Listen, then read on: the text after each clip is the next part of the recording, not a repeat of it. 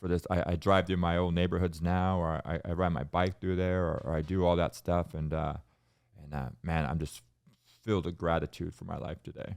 For anybody who was out there in that addiction. I mean, and this is the, I'll paint a picture for you. As my addiction looked like this, is at the age of 16, I started losing my teeth. By the time I was 18, I had in prison, they called me P38. I had 1.5. I had all these back teeth rotted out. I didn't care nothing about hygiene or taking showers. I was all about getting loaded. And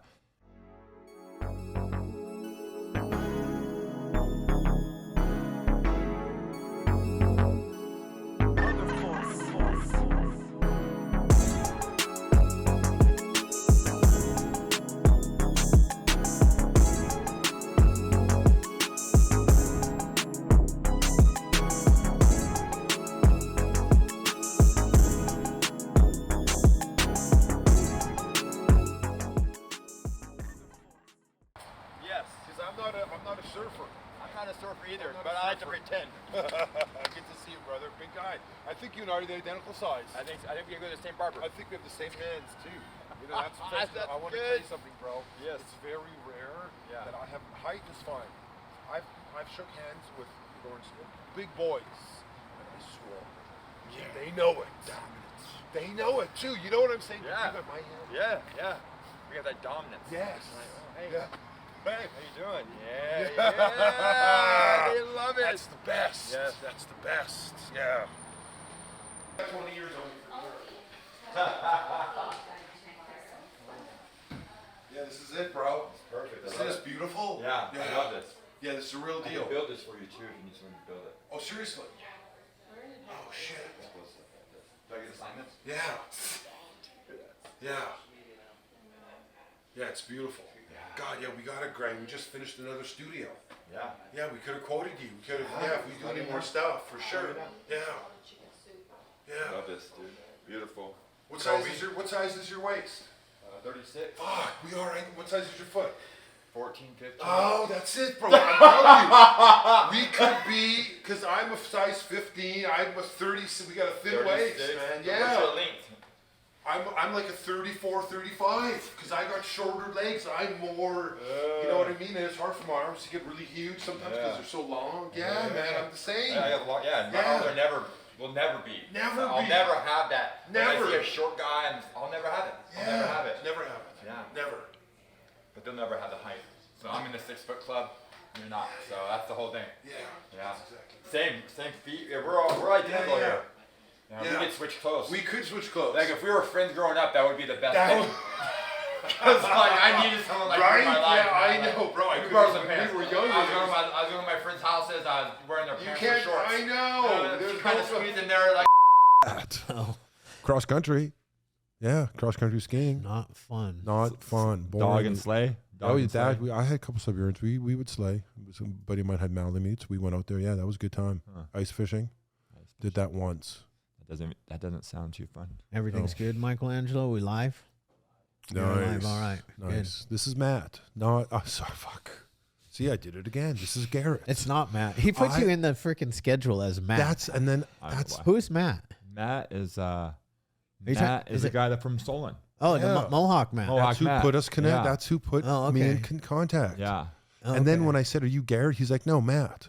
I thought he said that. I would never say that. He probably said, "Are you Matt?" And you said, "No, Garet." And he he said, right, "How did you find out about this?" And I said, "Matt." And he was like, "Oh, so you're Matt." Okay, yeah. That's probably how it was. That's how you doing, Matt? No, that's what it was. And I'm thinking, weird. Why is his name and why is he going Garet in the email when his name is Matt? This guy's more fucked up than I am. So I figured, here we are. All right, so you know Matt. Yeah. All right, cool. Mohawk Matt. Yeah, later on today, I'm gonna be doing a I've been wearing Solon for like 7 years, right? Finally feel like I have a good amount of followers. The podcast is doing well. Yeah. Solon follows us. We want stuff. Yeah, Maya or what? Is it Maya or Maya? Matt. Everybody from Solon follows us. So I am going to do a fucking commercial today, And the commercial is going to be me trying to get a sponsorship. Oh, nice. From Solon. Yeah, we'll only wear Solon. Even we get a Hopeaholics on a Solon shirt. I mean, yeah, my logo kind of looks like the Solon logo, doesn't it? Just put a skull behind it. And it could be on the front, yeah. Just change it to 2 skulls. Instead of our faces, 2 skulls. So I've got a whole box full of Solon shit, right? So I'm going to do a whole commercial, hat, everything this afternoon. I mean, the question is, though, do you have anything that fit me? Yeah. We can just do a whole. We can just do. We can He's just an do XL. Are you? What size do you wear? XL in the Solons? Yeah. He's an XL. Do you got any in the car right now? I have at home. I did. If you would have told me, I'd have brought them. I actually would almost text you today, and I was so glad when you showed up in a Solon shirt. I was like, "Fuck yes!" Yeah, I felt it. Yeah. Yeah.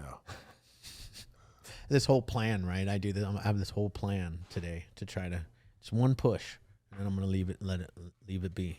And you're just gonna dress up. You're just gonna wear all the shirts and go on. Yeah, we're really. It would have been cool if we all could have done the Solon with the Solon Cup. All of us with shirts on, hats, flipping them, whatever. Yeah. Sponsor.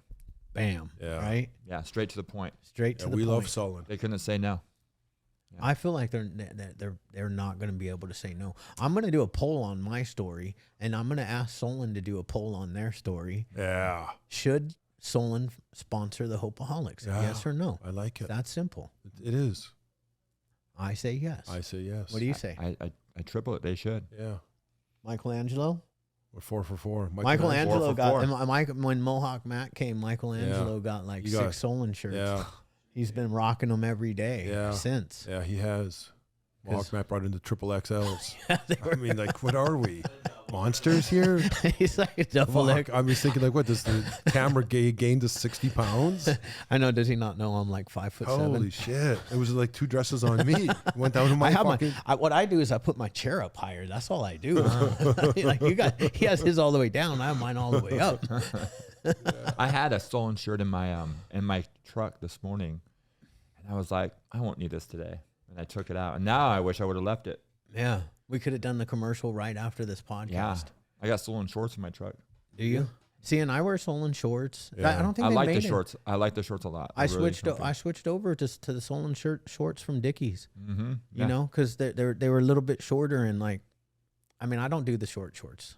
Do you do the short shorts? I mean, I'll Magnum PI it. You do? I mean, why not? He's younger because we're tall. You know, he's got the thighs. See, Myron says short shorts for me too because I have the thighs. We don't have calves. We're more thigh guys. Yeah. From the knee up, we're butt and thighs. Yeah, we're butt and thighs for sure.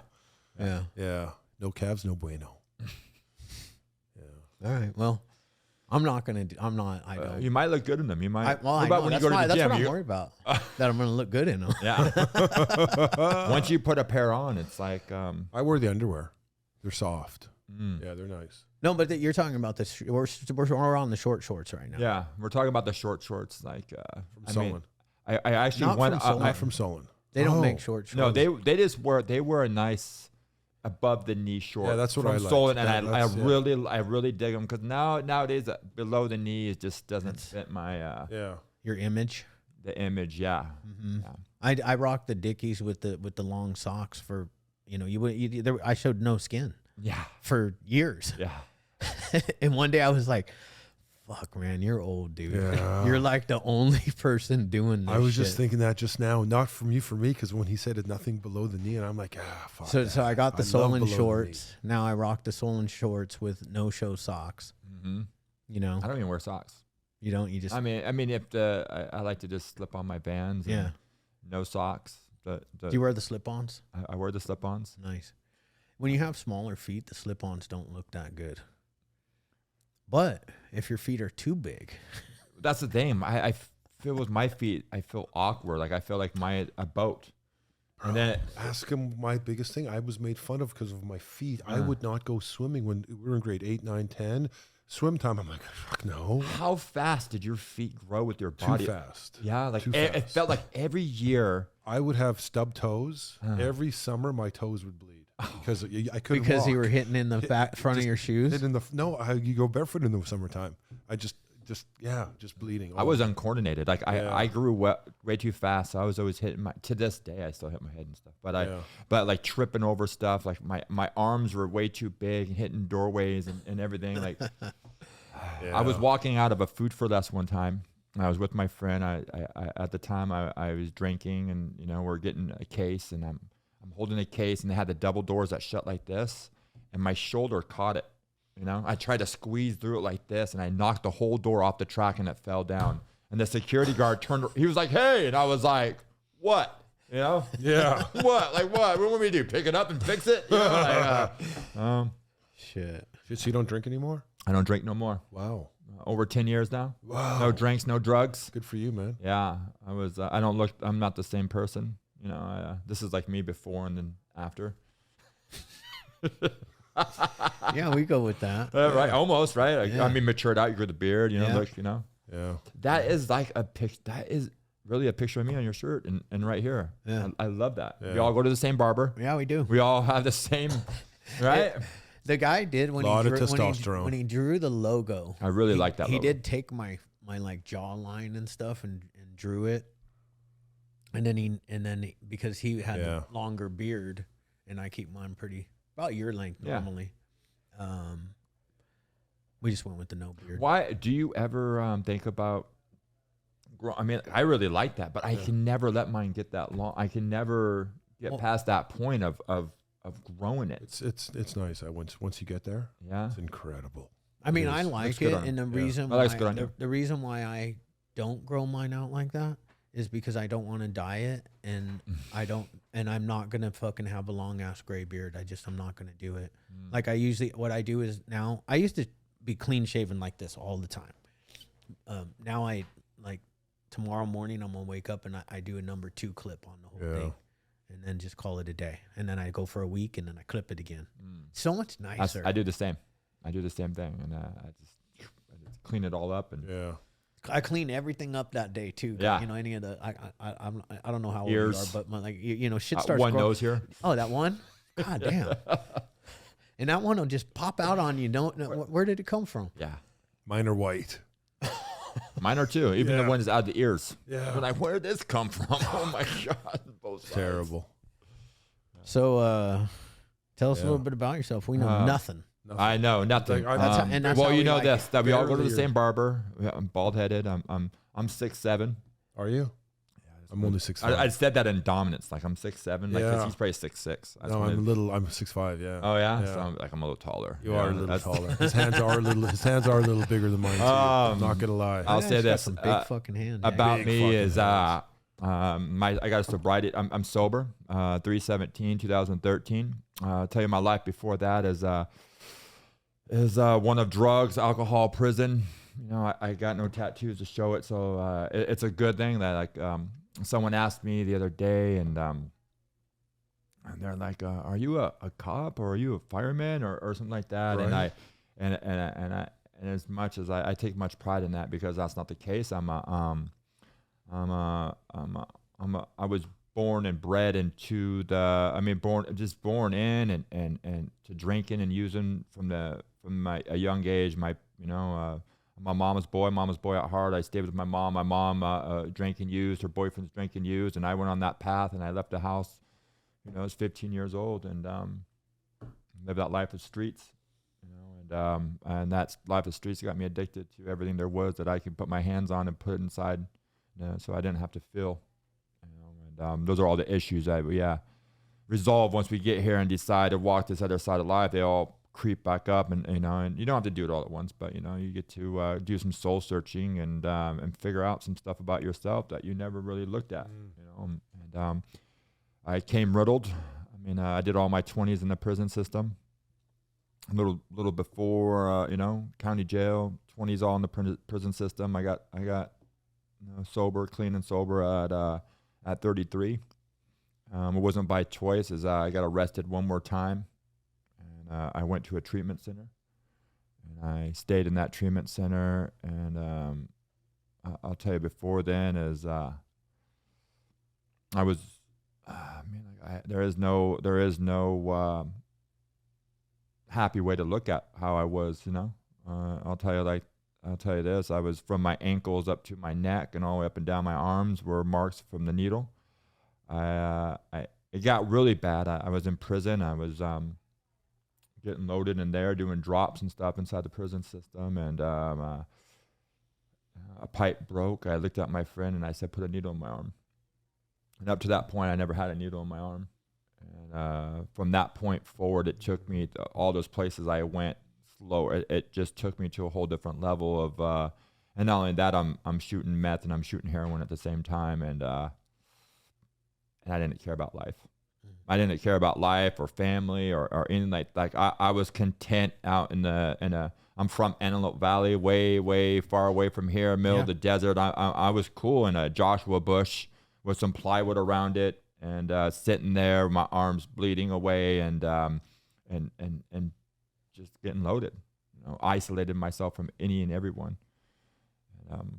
And that's where you're from? Yeah. Antelope Valley? Antelope Valley, wow. Palmdale, Lancaster. Yeah. I don't live out there. I haven't been out there since I went to a program out there in Orange County or Santa Fe Springs. And I once I got into that program and stuff like that, I went out there and visited, but I went out there. I had a daughter out there who I never saw. My parents, my dad was out there, my mom was out there, but they kept me away from out there. They're like, you can't go. They asked me questions like, well, give us an address of where you're going and you can go there. And I didn't have no address, mom, or where my daughter was staying or anything like that. And they said, well, if you don't have an address to put on this pass, you're not going. So for a year, it really made, even though I wasn't happy about it at the time, I was, I'm glad it unfolded like it did because it kept me away from there. And for a person like me, I needed to stay away from those places I was and the things I was doing and the people I was hanging out with, and it sort of isolated, and not isolated like me going and doing a prison term, then getting back out. And I've been gone for 3 years, and I get back out to my hometown, and there I am, and I immediately run to all those things that who's left, who's there, what's new. And I found a different path to go on. And man, for this, I drive through my old neighborhoods now, or I ride my bike through there, or I do all that stuff, and man, I'm just filled with gratitude for my life today. For anybody who was out there in that addiction. I mean, and this is I'll paint a picture for you. As my addiction looked like this, is at the age of 16, I started losing my teeth. By the time I was 18, I had in prison, they called me P38. I had 1.5. I had all these back teeth rotted out. I didn't care nothing about hygiene or taking showers. I was all about getting loaded. And I like to, I get these jobs, but I couldn't hold a job. I would just I would stay up night after night after night until I got busted. Until I got busted. And I go to jail and they talk about, getting your teeth fixed and stuff like that. I just, I'm just here to eat some food and work out. And and I don't want to get my, I'm not here to get my teeth fixed. I go right back out and I make all those promises that a person does when he's inside. And I get back out, and it doesn't matter if I had a daughter, as much as you want to be there for the daughter or for my dad or for my mom or for my sisters or anybody like that disease doesn't allow you that when you're stuck in that disease. It didn't allow me to make arrangements or I would make arrangements with you, but I couldn't follow through. I'd go get high and they say no 2 or 3 days later, and a month sometimes. A month. You're not answering. Your phone's ringing. You're not even trying to answer it. I have no excuse. I'm loaded. And that's my life. I was on the streets, like living out there, and it seemed like at first, like it was like I don't know, like a decision was made. Like I used and everything with my mom. I sold drugs to my mom. I used with my mom. I drank and used with all the boyfriends she's had. She's still alive? No, she passed away. She saw me. Living this way, and nice. Yeah, it was one of the. It wasn't too long ago, about 2 years. My dad passed away first, and then my mom passed away. And 11 months. My dad passed away. 11 months later, my mom passed away. They've been divorced since I was 5 years old. And my dad passed away. I made amends with my father. He came to that treatment center, and And he never came to visit me in prison. I disowned him. I like to say that he abandoned me, but what happened is I disowned my family. I walked away from any and everything, kind of love and encouragement or anything they had for me. I walked away from, and I'm at this treatment center here, 17 years later, and I haven't seen my dad I seen him like maybe 10 years before for maybe an hour or two. He picked me up from the jail and dropped me off. I made all these promises with him, like, I'll be there for your birthday, but I never showed up. And I used to hop the fence as a kid. I hopped their wall and I go in their backyard. I smoke their cigarette butts and, take a bath in their pool, leave. The disease had me, and it's hard to explain the disease to somebody that doesn't really understand it. It's a very hard thing to why don't you just stop? Why can't you just stop? And I always try to just stop for many, many times. You have to be stopped. For people like me, I had to be stopped. I had to literally been removed. Yeah. And I'm in this. I'm now, you get caught up in this cycle. I haven't talked to. I disown the family. I still talk to my mom because that's where all those gangsters go when we get in trouble. Mom's house, mom's couch, mom's address, mom, can you go do this for me? And she always did, and she wrote me all through my prison terms, and I never got no visits. But did your mom ever get clean? I don't know. I like to say that she at the end, she never got loaded in front of me. Whether she did, I didn't care. Like I go and I have grandkids, and I go see her, and I tell you this, I was at the hospital. She was getting stents in her heart, and I was there to pick her up, and I was with my son, and my son, I must have had around 5 years, and my son runs out the room, and he goes down the hallway. And my mom's like us coming from that the addictions and all this, it's very hard to share emotions and talk about stuff and that love, because we're so in love with that drug. But I remember when I grabbed my son and I turned around and I seen her head out that window in the hospital. And at that moment, she never had to say anything because our eyes met, and that smile, that genuine look on her face of her looking at me, and me looking at her. You knew. She knew. We knew. Yeah. And that she didn't have to get those phone calls or have to worry about if I died that night or if I was in jail that night or if I ever was. What's going to happen? I was on the road to death. I mean, many times I'm on the road to death. Like I didn't care. Like there is no fear out there. Like I put a needle in my arm and I didn't care. Like if I was to die out there, that would have been the best thing. Cause then I figure everybody would have been happy. Right. Cause it's not really so much that everybody around me be happy, but I feel like I'd be content. Cause all this stuff that I'm carrying, all the burden, all the pain, all the stress, all the stuff that's on my shoulder, I figure that it all be gone. And my weight's not their weight. And I had people call me after and 1, 2, 3 years early in my recovery, and they tell me things that blow your mind. They'd be like, "Man, I've been praying for you this whole time." And I'm just like, wow. I never knew that people, that genuine people, like they actually care. Like people they actually care. Parents, they care about those kids, and we try to hide it or because your kids are out there or parents are out there or anybody's out there. We genuinely, we'd like to say like, we don't, but we care. Yeah. We care. And my mom, and she went and it wasn't about her. It wasn't about her. It was sometimes the ones you love the most are the ones you got to stay away from, and that relationships, families, and like I had to separate myself away from that lifestyle and her and everything that belonged to it, man. I had to get away and learn a new way to live. And that's exactly what I did here. Is I learned a new way, and I'm still learning. I like my God, a higher power, God, whatever you want to call it. I'm a full-on member of Alcoholics Anonymous, Narcotics Anonymous, anything that has a anonymous in it. Like I belong, and I go around. I share my experience, strength, and everything. Because this is the thing is that my life isn't so good today that I want to forget.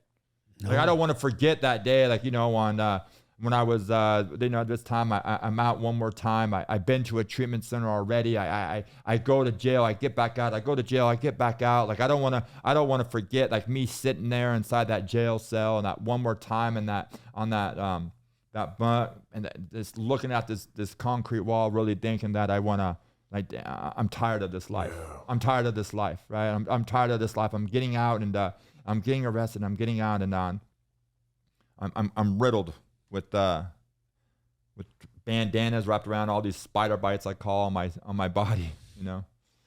And I'm trapping myself in these bathrooms at Chevron or A&PM. I'm locking myself inside there and I'm turning it into a prison cell. And I'm stretching out plastic bags to make clotheslines, and I'm washing all my clothes, and I'm getting loaded, and then I'm thinking the cops are outside, and that's how I lived.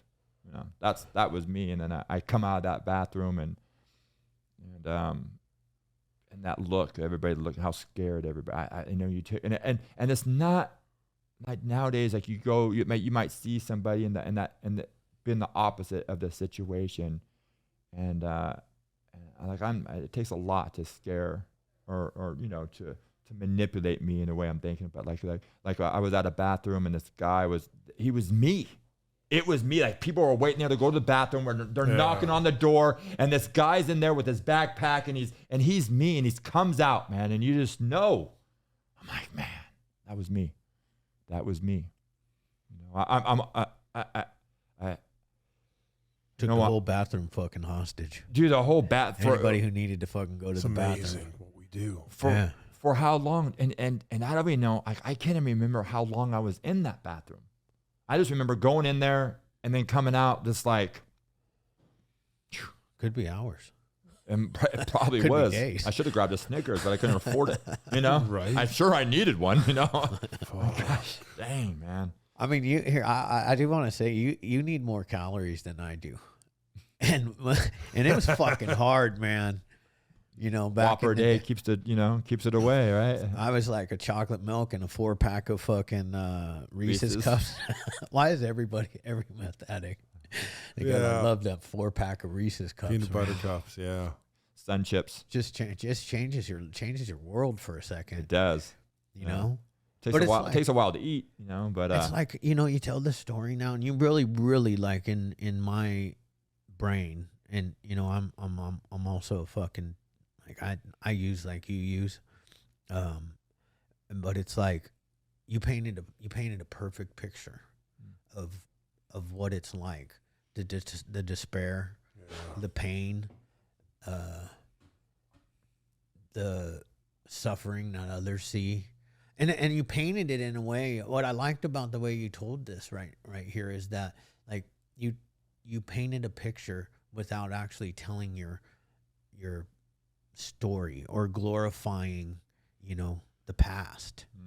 Because there's no glory in that shit, Like I paint a picture of like my last days of using my very last run, and I had time and I went back out and I had money when I went back out.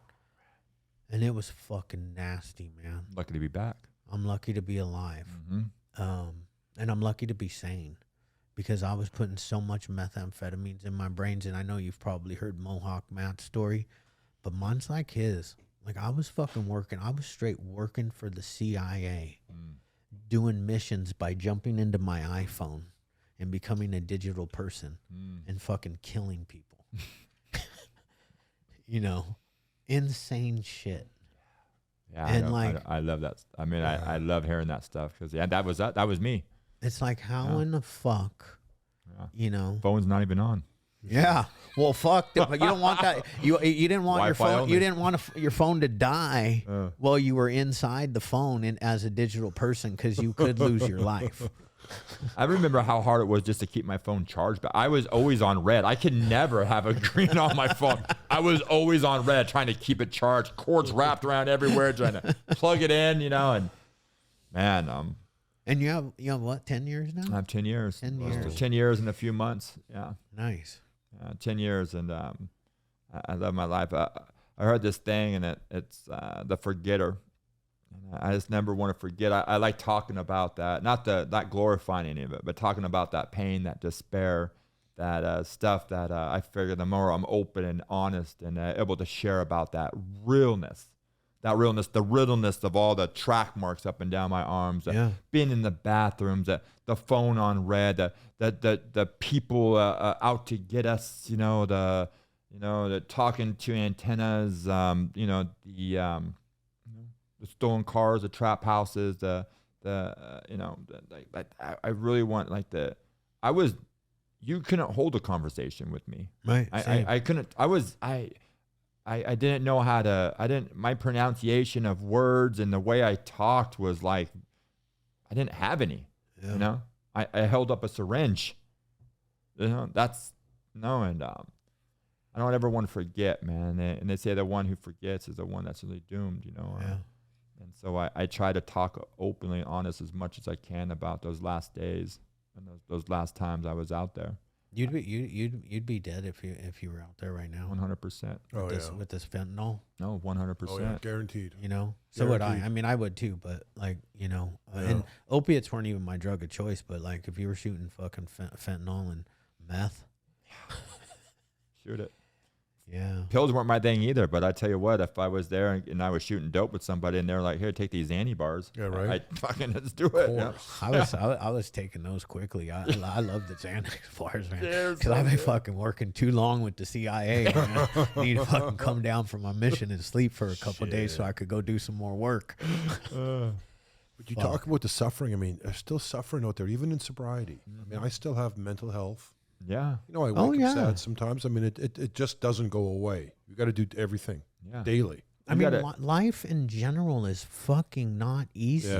Yeah. I think it's a lot about being adamant, and being not so complacent. Being able to really want not to get comfortable, like you get some progress and you get comfortable, and then all of a sudden the mental illness comes back, the dots come back, and I try to really get uncomfortable around here.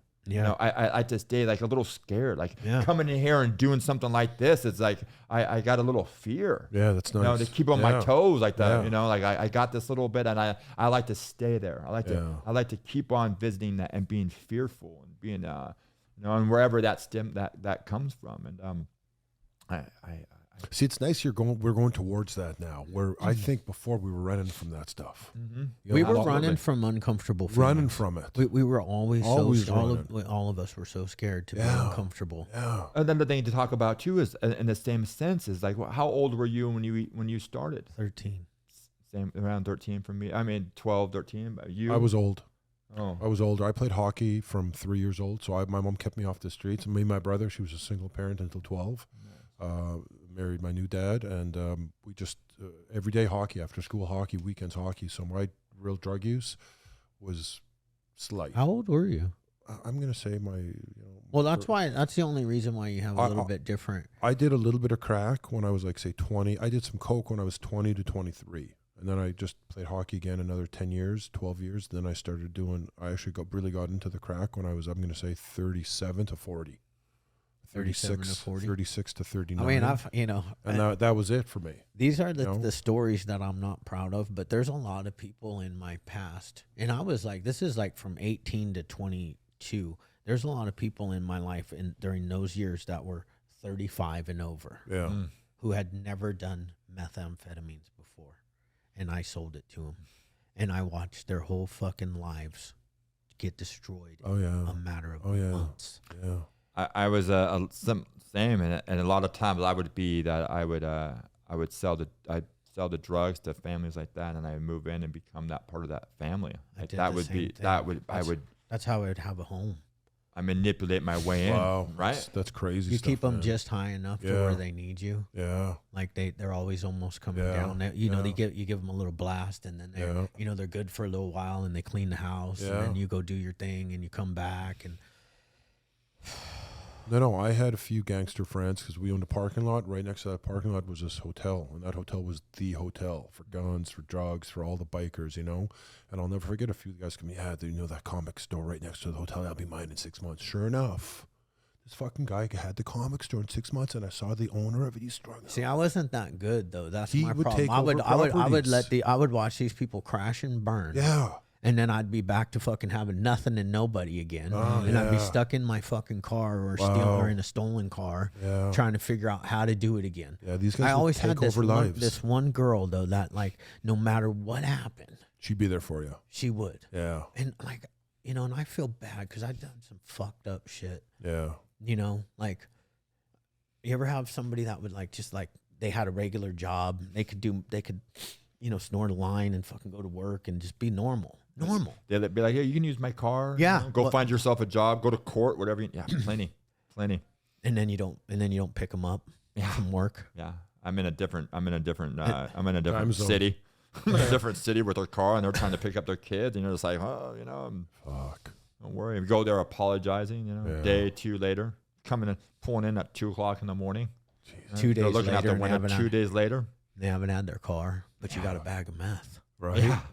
And it's out. Up, dude. And it's out. I'm going there to sleep now. I'm not even trying to. I did that model. This girl that she wasn't even. She didn't know anything about the lifestyle I was living. And I go to her house, and like she was like a dental hygienist and all this stuff. And like I literally would, you know, we do everything. And I go there, my stomach would be growling, and she'd be like, "You need to eat." You know, and I'd be outside smoking a cigarette. She didn't smoke, but we sat outside smoking cigarettes, and she would go inside and make me like some burrito, hungry man, whatever. And I would take off every time. I just leave. God. I go get loaded. Yeah. That's it. That's all. My drug. And then I knew. And then I the first time, like, man, and the second time, and then the third, I saw her again, like, and then the fourth time, she's like, you know, if you can be on time here, show up. And I show up. I could be on time. One time, did the same thing. She went inside, and I left. I'm gonna tell you, I left that last time, and my car wouldn't start, and I walked. And I walked to the nearest place to get loaded, and I came there at, you know, it is 5:30, 6 a.m. You know, push start my car with a whole bunch of homeboys, you know, and she said, "What's wrong?" I always get that. I don't know if you ever. Like, what's wrong? What's wrong with you? What is wrong with you? Yeah. I gotta go jump into this other meeting, but I don't want you guys to. I don't want to finish the podcast. He's gonna take over hosting for a bit. Of course, you'll be back. How long are you gonna be? An hour? No. All right, we'll talk here for another 10, 15, I gotta go 20 minutes. I gotta find out what this guy's doing now. No, that's what I want. I want to know what he's doing today. The good stuff. Yeah, for sure. Should I jump over there? Yeah, jump over here. No, I'm not going to jump over there. I'm good here. All right. You got them. Hey, but thanks, bro. You got them on camera?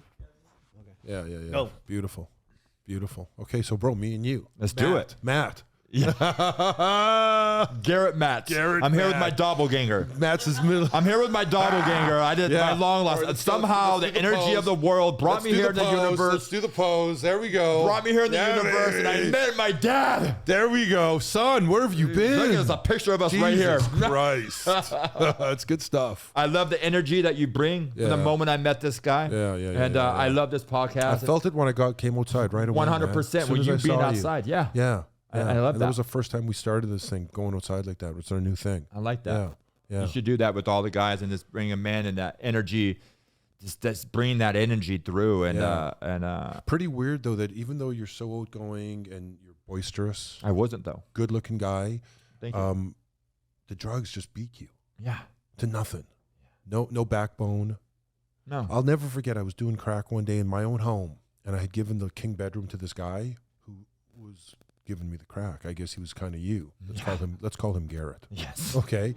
So Garet's in my main bedroom, and I'm in. This is my room now. It's your room now. These are my clothes. Right. Yes. What do you want? That's how it was. I'm gonna put my own lock on the door. Bro, you got my rent. I left to go to treatment, and my parents had to call the police to get this fucker out of my home. Yeah. Wow. Yeah. That was my life. Like I lived for other people's houses. I always had this one friend. God bless him. That I always ended up at his house because everything would always fall apart. I always would end up at his house, and God bless him. Like I at prison terms, I get out. I crash at his house, and until I couldn't. You know. It's always for 5 or 10 years down the line, and that stops. Mine? Oh, it's pretty bad.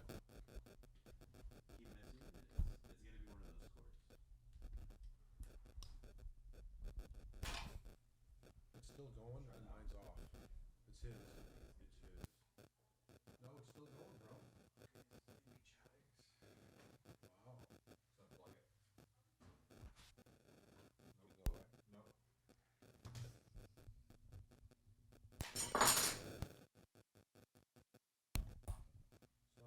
Wow. It's all you, brother. It's all you, brother. Michelangelo. Yeah. That's crazy how my life, I mean, I took pride, and that was just the only lifestyle I knew. So a lot of people like, that they may have a different way to live, or if you had a job and then like you had a car and hang on a second. All right. I was really checking out. Yeah. I do arms every day. Nice. Yeah, every day. I do at least 100 to 150 curls every day. Nice, dude. 30s, 35s I start with. I burn out the 30s. Yeah, every day. I gotta do shoulder. How old are you? 57. Oh, geez, you look great for 57. Yeah. Holy crap. Yeah, man. Just, you know what it is? 10 years. It's healthy lifestyle. It is. You're doing it. Yeah. You're doing it. Yeah. You're doing it. Discipline. Yeah, it's discipline. That's fucking it. I was an undisciplined person for so long that I had to come here and I had to start disciplining myself in areas. Yeah. And dieting and working. I worked out my whole life, but I don't even know. It's the discipline of dieting. Like who wants like dude, it's so cheesecake, right? All this oatmeal cookies, soft batch. I mean, just like all this stuff, and I crave it and I love it. And I had to no. Well, look at 60-70% of this fucking country. They're obese. Yeah. They're fat. I went in. I was like 290. I was big. I'm in prison, working out every day, eating all that stuff. And I go in. I get to treatment. I go in and get a physical. I'm thinking I'm like 275. I'm a brick house. I'm as big as a doorway, right? Yeah.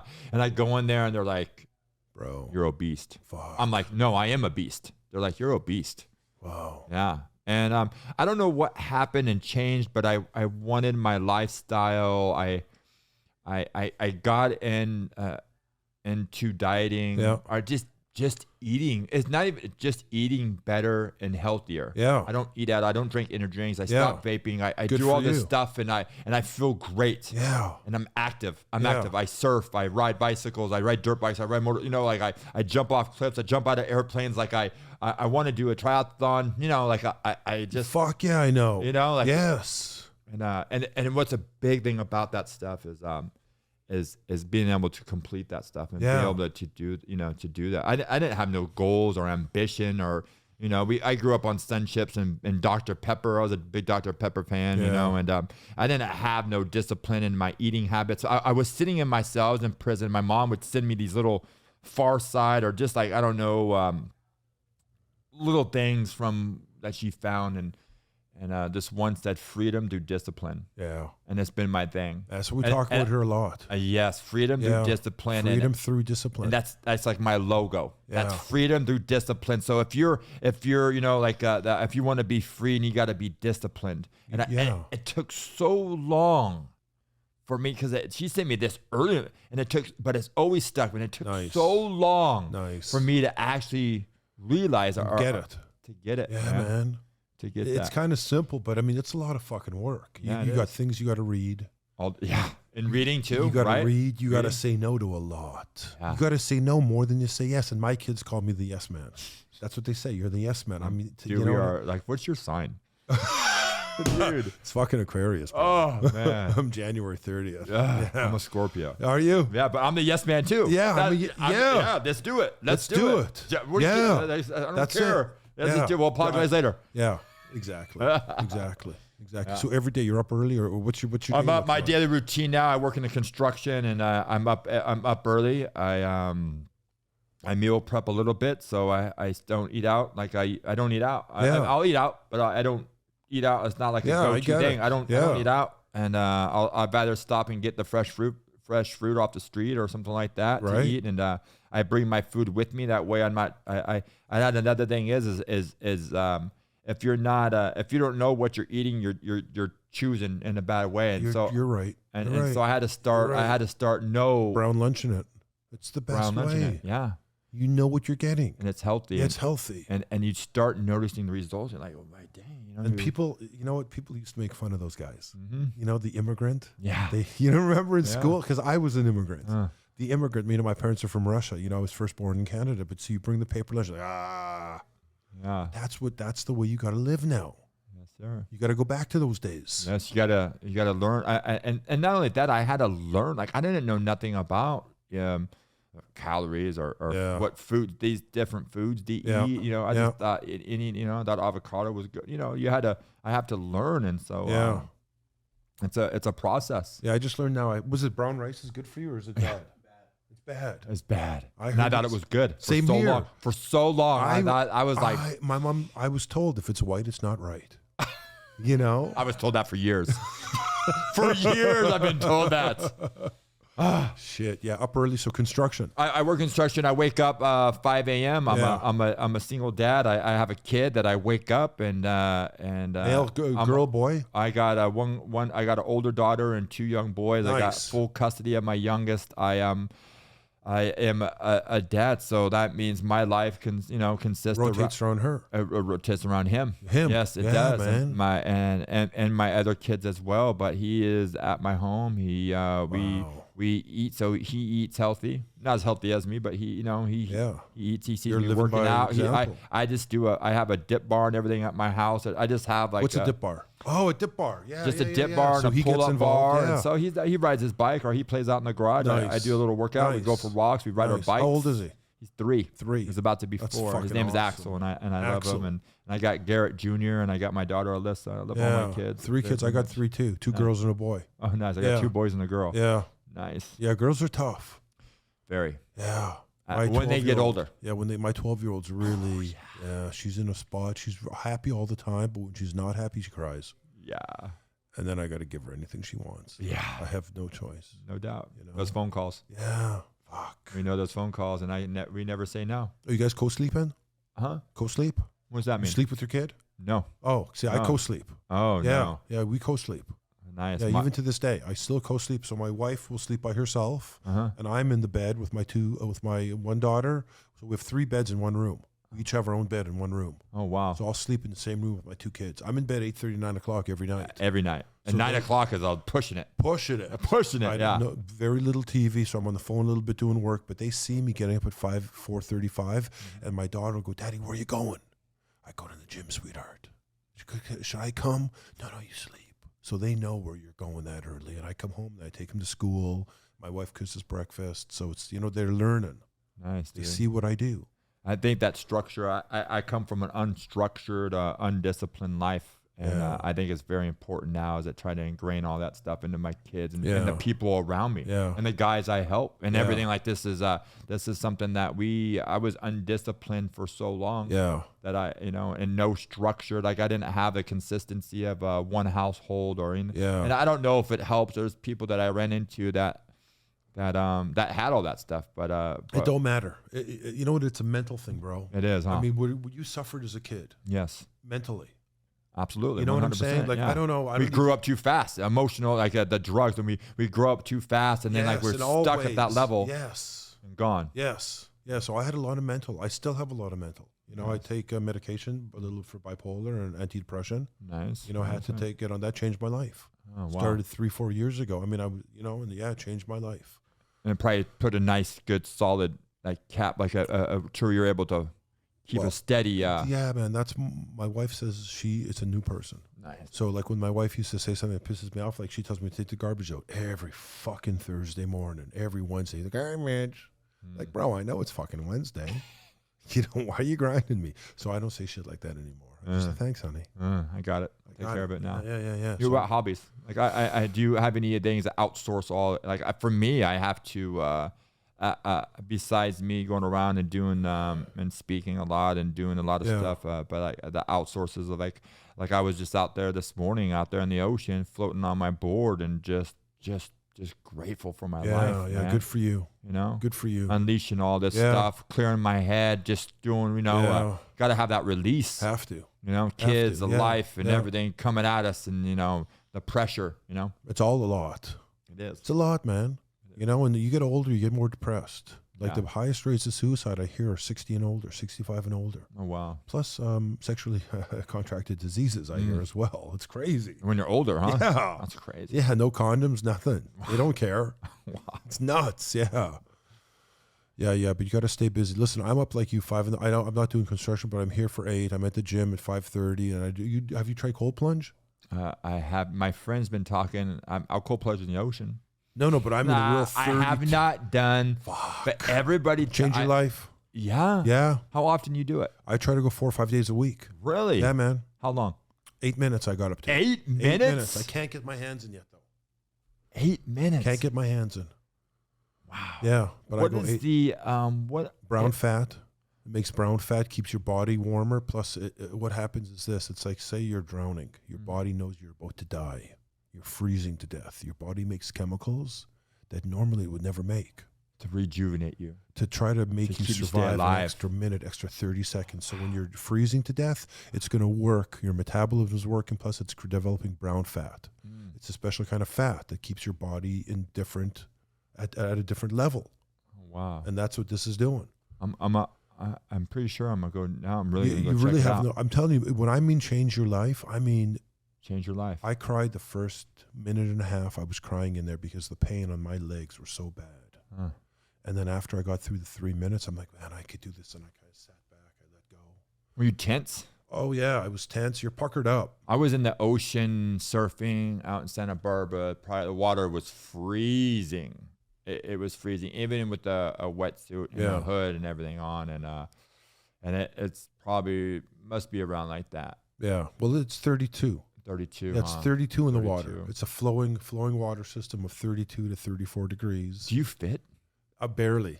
When I dunk. That's the thing I'm worried about. Yeah, like, will I even Yeah, fit? you'll fit. It's a big tub. It's a nice tub. And you dunk. They're going to charge me extra, aren't they? No, They're gonna be like, you need the extra large one. No. It's pretty fucking, it's going to change your life, man. Try it. Okay, I will. Yeah. So you know what it is?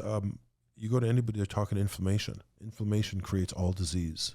So if you can, you got an inflamed shoulder, what do they say? Heat, cold. First you put on the ice pack, and then you heat it up a little. So same with your body. You're running every day. You're cycling. You're fishing. You're doing your you know what I'm saying? So if you're doing all this stuff, yeah, man. right? You're doing all this stuff. Your body's Construction. getting. Yeah. Right? Oh fuck yeah. Right. A lot of inflammation. Absolutely. Yeah. A lot of inflammation, man. Yeah. Good, really, Yeah. I have a friend of mine that does it on the regular, and he's always telling me that come. Yeah, come for sure. And your kid's 3 years old? Where do you live? I live in Valencia. Yeah, Santa Clarita, Valencia area. Yeah. My kid lives over there. My other son lives in Ventura. Nice. My daughter goes to college in San Diego. Oh, that's awesome, man. Good for you. Yeah, good for you. So 10 years is nice and clean. 10 Nothing. years, nothing. Nice. Allergy medicine if I need it. Yeah. I'm scared to take it. I wrecked on my I'm with you, man. I wrecked on a motorcycle and just on my dirt bike, and I took some aspirin for that pain. Yeah. Good for you, man. Just sort of get good through for it. you. No pain. Fuck. Yeah. Not easy. It's not easy. After a while, it's not easy if you don't practice the lifestyle that comes with every it. day. Every day. I have to really practice the God first. I wake up at 5 a.m. I get a cup. My coffee's is already percolated and ready. I sit down and I drink a cup of coffee and I sit there in some silence and I meditate. I read some I read some literature and I shoot some texts out. And I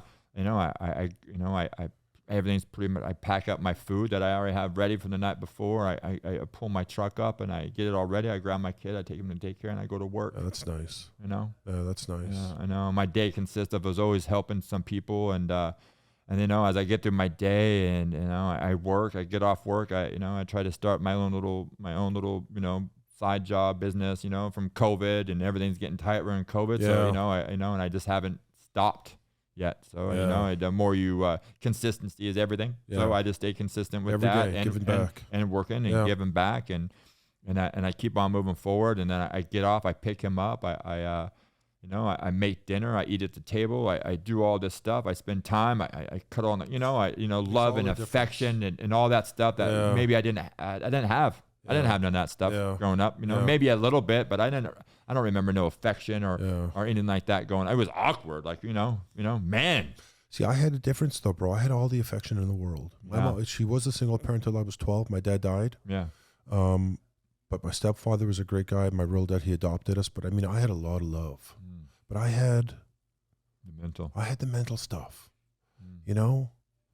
I grew up with lots of lots of violence, lots of my mom, like, and domestic violence situations, and me getting involved with, like, she was getting beat up constantly, and the drugs and alcohol, and her beat up, and then finally I was able to look the guys in the eyes, and so now I'm fighting with all these guys constantly, from a very, and I'm tall, quick, so that's a tough life growing up. And that was my life. Like I fight with her boyfriends, and so the last year of your mom's life, she had, what'd she have?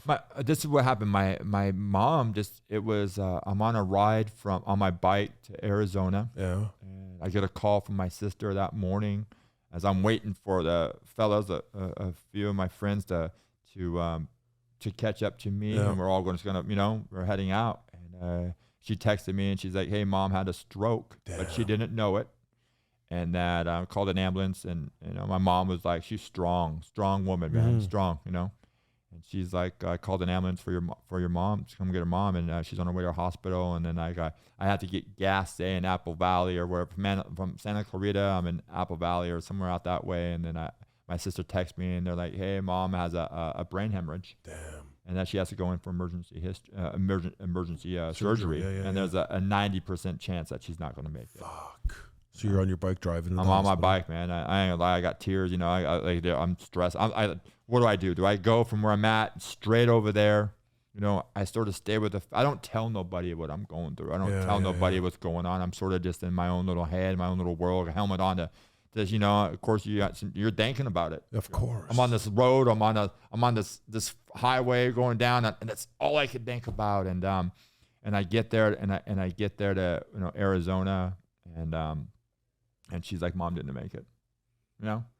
This is the day my mom goes into operation. She does make it, but she comes out of vegetable. And my sister says, "No, she's not. No, I'm done." And that was it. Man.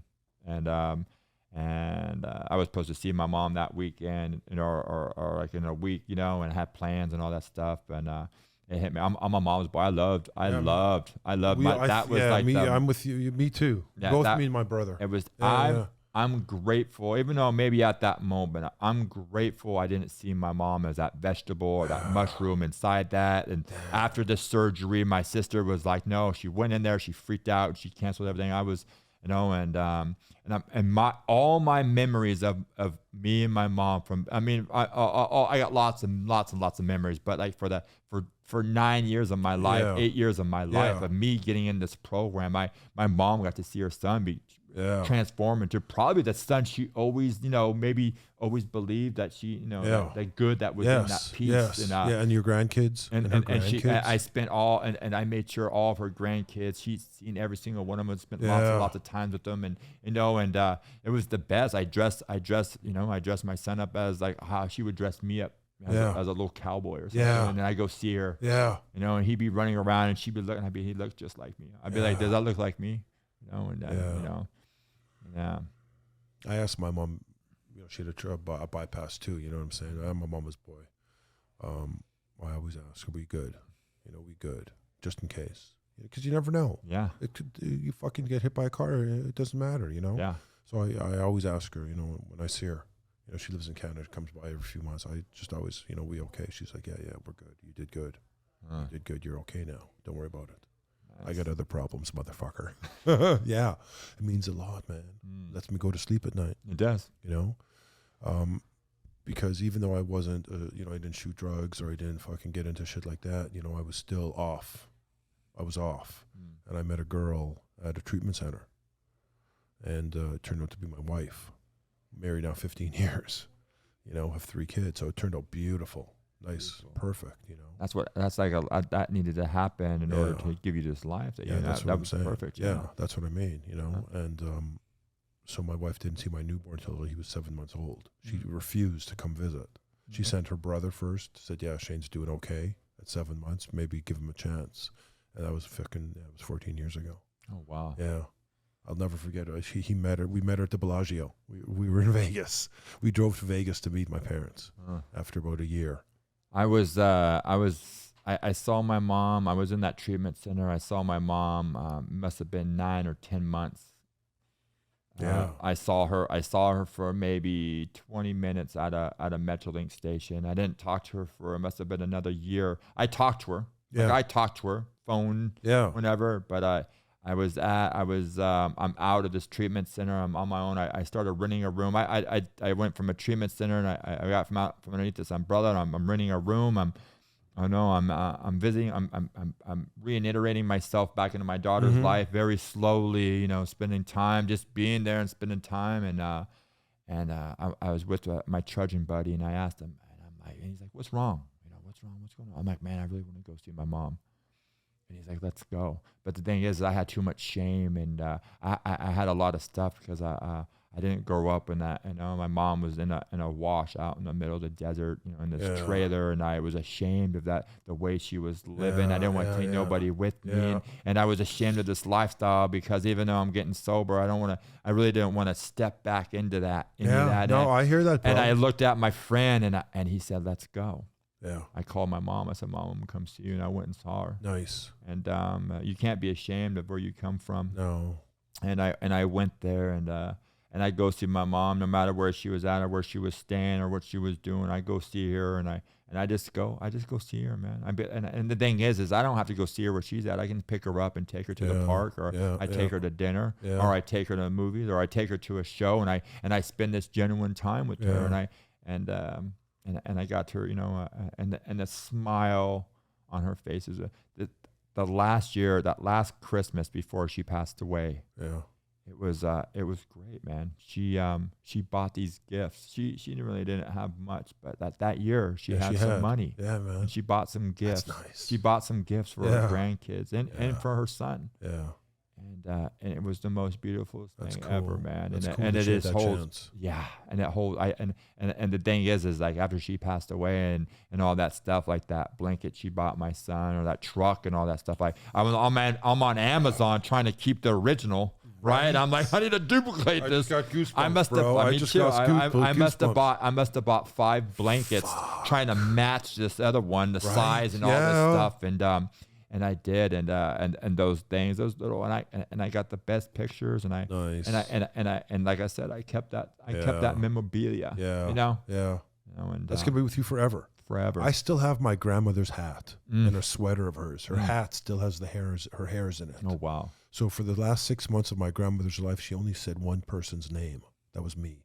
Oh, wow. Shane. Were you close? Like my grandma, my mom's mom too. Like she was a very important part. Very she raised a lot of. I can't forget about her. Yeah. You know. Yeah. And I was full-fledged in my disease. I was in prison on my first term when she passed away.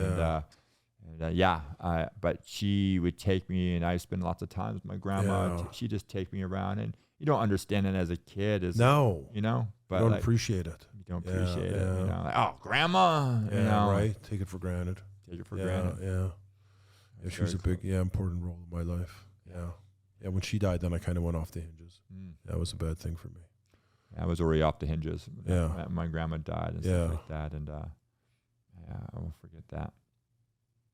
My mom and my dad too. Like that was another thing. I mean, how do you come along into a person's life that you haven't talked to for 20 years? I'm full-fledged in my disease. I got this whole other side of the family that I feel like I'm walking in, and I feel like an outcast. Like, who am I? Like, do I really share like the deep, dark and all this stuff about me? Because once again, they don't know you. Just stop. Yeah. Just, why couldn't you just stop when you're out there? You know, like for me to drink leads me to a drug, and for me a drug leads me to prison every single time. It's not. And my dad, he come to this treatment center with my stepmom, and they visited me for the first time, and I'll never forget that either. Sitting there in that treatment center, right? I still held on all these resentments, all this of course, fear, all this stuff, bro. And my head's spinning out of control as I'm in this lobby, and my counselor's supposed to be there to reiterate us and back into each other's life, and she's like, I can't make it today. Right. So now I'm there like, oh man, and I'm full of fear. Yeah. You know, and all this stuff. And I'll never forget my dad walked in this door, and I saw him. You know, he's an older man now. He's not my young. He's and I just remember walking up to him and giving him the biggest hug. And man, from this point forward, Dad, you know, I'll be your son. Yeah. You know. And I lived up to that. That's nice. I went to his house. I went to the house and I sat there with them. And we went to movies together. We just, you know, he'd come to my daughter's swim games, you know, and I just, I remember sitting there one night at his house. I had 168 traffic tickets. I never had a driver's license. No education, no teeth. I'm far-fetched from reality, you know? Yeah. I don't know nothing about a cell phone, computer, talking to somebody, you know, and I'm just used as sitting there being quiet. And I remember sitting there and with my family, being around all that family, that love. Yeah. That was one thing that we're scared of, is that love. I spent so much time not loving myself. Yeah. Now I'm out here, I'm really not loving myself, and now I come in there and there's people that want to love me, and I don't know how to accept this. I don't know how to accept love and affection from other people. Yeah, and I'm with your brother. And I'm coming into this house with my dad, and I remember sitting there one night. He's on the couch, and very early when I first got out of that treatment center, I'm like, my dad's. I'm writing the Metrolink out there. I'm just spending time with my daughter's there, and I'm spending. I don't have no car, no. I got the same. I work for the same company I'm with now, but I'm just a laborer, you know. Yeah. And my dad, I remember sitting there on the couch, and what did he say? He said, "I love you." Oh fuck! How deep is that, man? How like I can make anybody anywhere very uncomfortable with those three words. I love you, right? How many years was it that you heard that? That you hadn't heard that? I haven't heard that probably since I was 15. Here I am. I'm 34 years old, and my dad's like, you know, I love you, son. Just out of the blue. Just sitting there watching a game, Laker game on TV, and I love you. That was deep, man. Yeah, that's what I hold on to. That's nice. That was beautiful. So you paid your debt. Yeah, you paid your debt. Yes, sir. You can go easy. He went easy. Yeah. It don't matter how difficult. You know what sucks is that he went during COVID, and it was so many limitations and stuff. Bullshit. And as much as I wanted to be there, you know, I don't feel that I was there enough for all that stuff. No, I'll tell you something, because of COVID, man. you know. I'll tell you something. We're easy to blame. Yeah. We're easy to point a fucking finger at ourselves. That's old school. You know, that's good for us. That's what we do.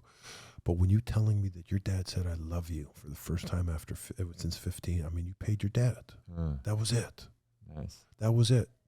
Because you did everything within your capabilities, even when he died. Yeah. As far as you're concerned. Yeah.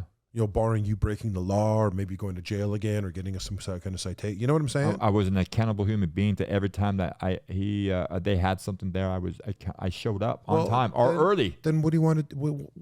Yeah. What else is there? Yeah. You can sit. I could have done a lot more too. I could always do a lot more. Yeah. You know what I'm saying? But I mean, how much more can we give of each other? Yeah. You can only give so much at that specific time. You might feel more powerful now or 2 months later, or 10 years, you know, oh, fuck, I feel strong now. But at the time, you're mentally beat up, you're drained, you're this, you're that. Yeah. You're giving everything you can. Yeah. Yeah. And then that you're capable of giving, right? At that point in time. Yeah, I agree. Looking back, maybe, I could do more, but no. Yeah. No, at the time, you're at your limit. Yeah. Yeah, man. Good for you. You paid your parents back, man. That's a big fucking deal. Yeah, it is. That's a big deal. Yeah, good for you, man. I'm grateful for that. Yeah. Man. Also for those, and not only that, and for my sister as well. Same thing, man. Like I didn't talk to her, and I got to visit her, you know, and spend and reiterate back in her life, and then and that just comes with kids, or her kids, her nieces, and my nieces, my nephews, and all this stuff, and they got a big fucking uncle that can take care of them and not be afraid of anybody. I'm the fun uncle. I'm the fun one. That's what I'm saying, bro. Break rules, you know? Right? Like, come on, right? Fuck yeah. Yeah, man. Big old giant uncle coming through here, right? Loud, boisterous voice, right? I know. They love it. They're like, calm, quiet down. They love it. Yeah. I know. Yeah. Good for us. Yep. Yeah, good for us. Fuck. Man. Yeah, that's nice. Was your dad a tall, big man? Like yeah, tall guy, just like me. Yeah, nice, dude. Yeah, and my dad was too. Yeah. My dad's in the 6 foot club. Yeah, 6 foot club. But my mom remarried, and she picked very wisely. Another bald headed guy. No, but it's just a kind, loving human being. He has a nice business, and in the business, when I was 12, 13, 14 years old, he has the Serenity Prayer. Oh, wow. And I never knew why. So it's God, grant me, blah, blah, blah, right? Just the first 4 lines. And there was about 10 of them in the office. And it took me a while to know my dad. He wasn't, but he employed alcoholics. Oh, wow. And he always kept them. So they would drink. He would say, hey, you're fired. Come back when you're sober. You're back $10 an hour. Yeah, you were 20. You're going to start over again. Okay. They get to 20, they drink. He'd say, okay, it happens. Go back now. You're back to $12. But he always kept them. He knew that this was just part of the cycle, but he knew they were great workers. That when they were there, they were there. That's good stuff. Man, right so there, he's a good guy. Plus, he's a Mason. You know what a Mason is? I do know what a Shriner, a Mason. A Shriner, a Mason. So they have a certain way of life. I grew up young. And this kid in my neighborhood was named Nick, and Nick's dad, his grandpa, was a Shriner. Was a Shriner. Yeah, and we dress up in suits. You see, they teach us the proper mannerism at the table. Bro. Yeah. So he wears that ring. So he's been a Mason for and my grandfather. His dad was a Mason. Those are great people. So there's a certain kind of building and etiquette they have. Yeah. To become that person. So he really learned a lot. So I was always filled with love, but like you said, I never loved myself. I never liked the way I looked. Yeah. Everyone said, oh, you have a beautiful swimmer's body. I'm like, what? I'm not a fucking swimmer. I don't want to be thin. Like, I don't want to be that thin. I always want to be fatter. I was always really bony and prickly and nothing. And it wasn't until I started going to jail that I slowed down. Gained some weight. I gained some weight. All of a sudden I go in 175. I come out 250. Yeah. Just like, who is this guy? Right? Yeah. Now I'm trying to put all that back off. Now I'm trying to lose all that prison and all that stuff. That's that's the disciplined life I have to start living. It's like I didn't living in there. I eat everything. Yeah. Right. And now I come out here and for many, I eat everything out here. And now I'm changing all that. To live this discipline. Of helps your mind. It helps your mind and the way your decision making. Yeah. The food. Yeah. Disciplined all this lives, shit, man. We gotta all have this shit. Lives. Yeah. All right, anything else? Man, no, I got nothing else, man. Nothing? Yeah. Shout out to anybody or? Oh man, I got shout outs to everybody who I got my shout outs, man, to all my guys out there. You guys know who you are, Brandon, Corey, Matt, Jeff, Rich. I got shout outs to all those guys. Those other guys, you get a circle. They save your life.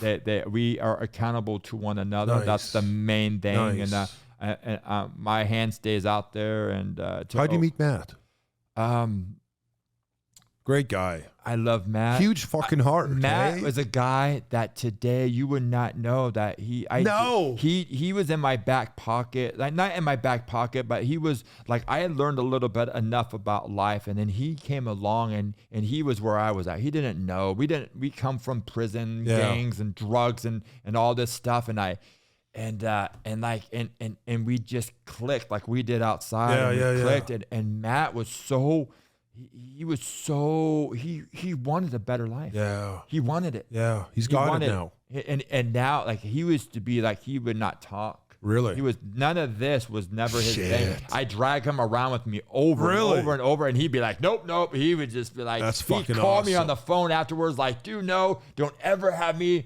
And it makes me so proud and so honored to see him now living the opposite of what he thought. Freedom. Like freedom through discipline. He speaks so well. Yeah. And so good. Yes. He's at the gym every day. At the gym every day. He looks great. He thrives. Good looking. Listen, even with the face, I'm not into it, but still a decent looking guy. Dude, he charisma. Yeah. Really. Personality, everything. He's just a charming. For days. Charming as hell. Everybody loves Matt. And I remember when everybody didn't like Matt, I seen him on the total opposite end. Oh, you did? Yeah. And I just a wreck? Just a wreck. Fuck. You know? I'd pick him up from his car, and he would have 3 people in his car, and he would jump in mine, and we just leave him, the people there in his car in a parking lot, and he would just ride. He'd be like, come on, let's go, take me with you to a meeting or something like that. And I do that for anybody, the hope, man, hold on, the pain ends.